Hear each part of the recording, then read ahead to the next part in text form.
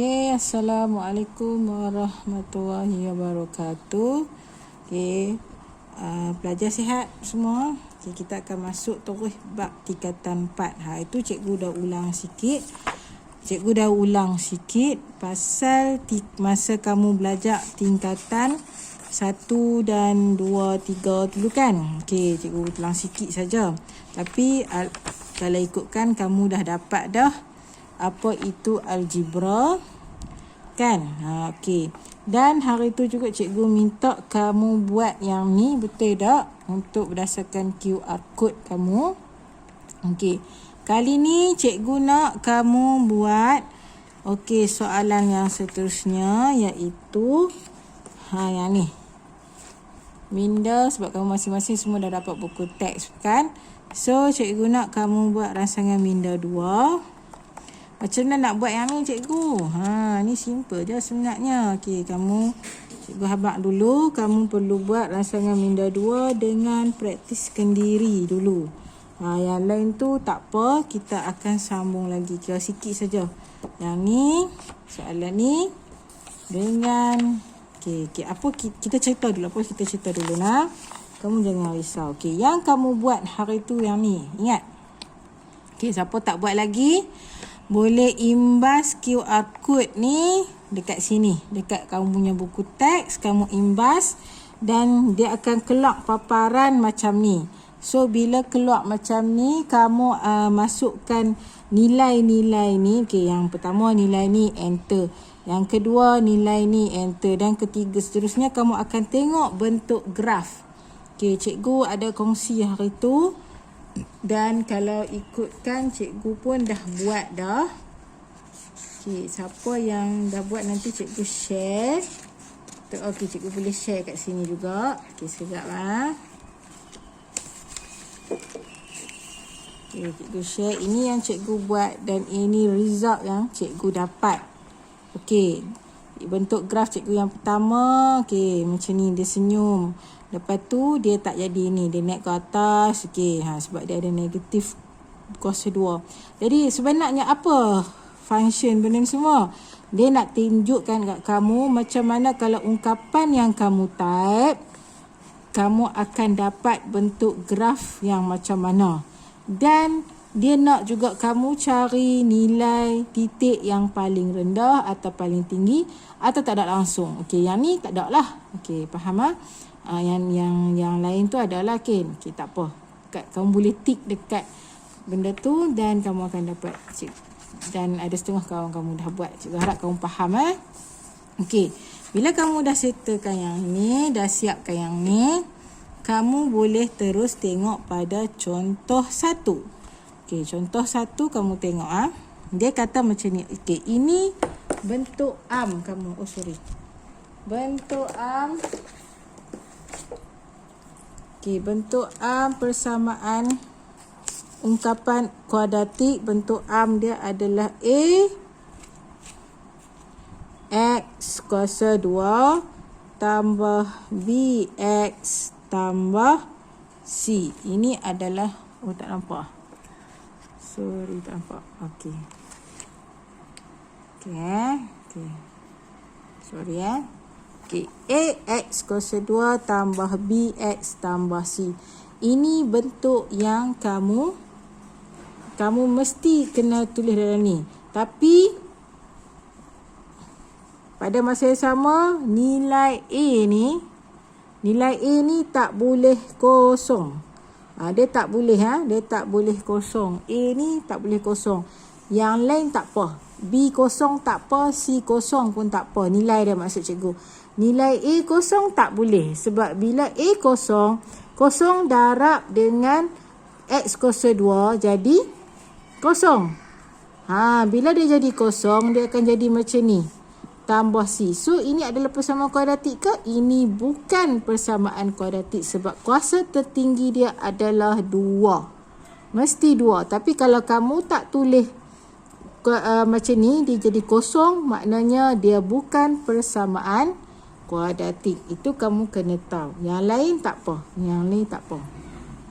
So, itu antara contoh-contohnya lah. Dia mesti ada kuasa 2. Ingat kena ada kuasa 2. Baru dia jadi ungkapan kuadratik. Okey, mari kita tengok contoh yang pertama. Contoh 1 Contoh 1 kita boleh tengok. Okey, contoh 1 ni ungkapan ke tak ungkapan? Okey, sebab dia tanya soalan dia, tentukan sama ada setiap ungkapan. Tak nampak.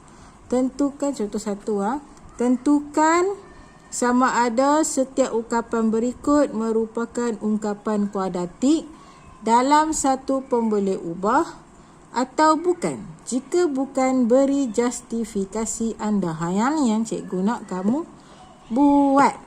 Okey, dengar tak? Cikgu kata cikgu nak kamu buat soalan ni contoh 1. Tapi dia dah ada dah sebenarnya kat bawah ni. Cuma dia nak cikgu nak kamu lebih faham. So kamu kalau ikut tu macam salin lah. Tapi dalam masa yang sama kamu kena memahami. Jadi kamu tengok soalan yang pertama. 2x kuasa 2 tambah 5. Ungkapan atau tak ungkapan? Ungkapan, bukan? Sebab dia ada kuasa 2. Nampak tak kuasa 2 di sini?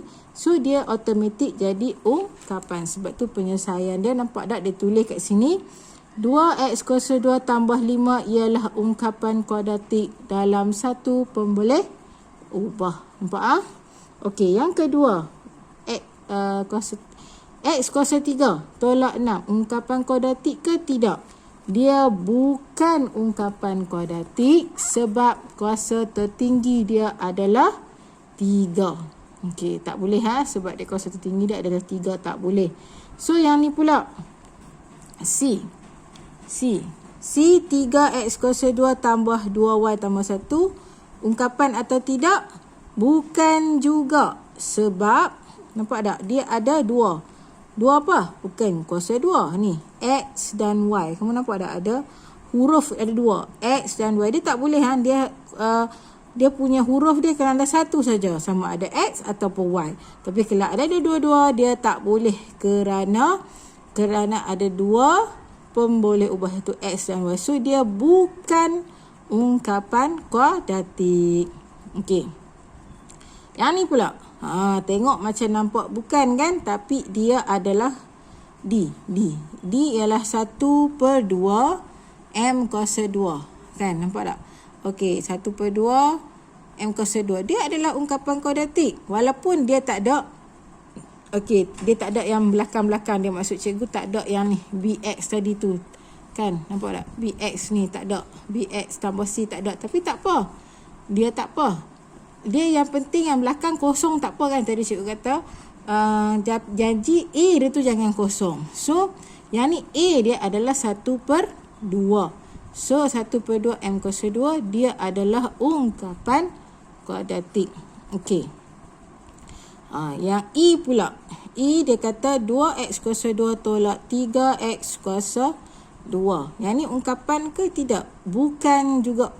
Bukan ungkapan kerana dia bukan nombor bulat. Nampak tak? X kuasa 2 ni dia tak boleh.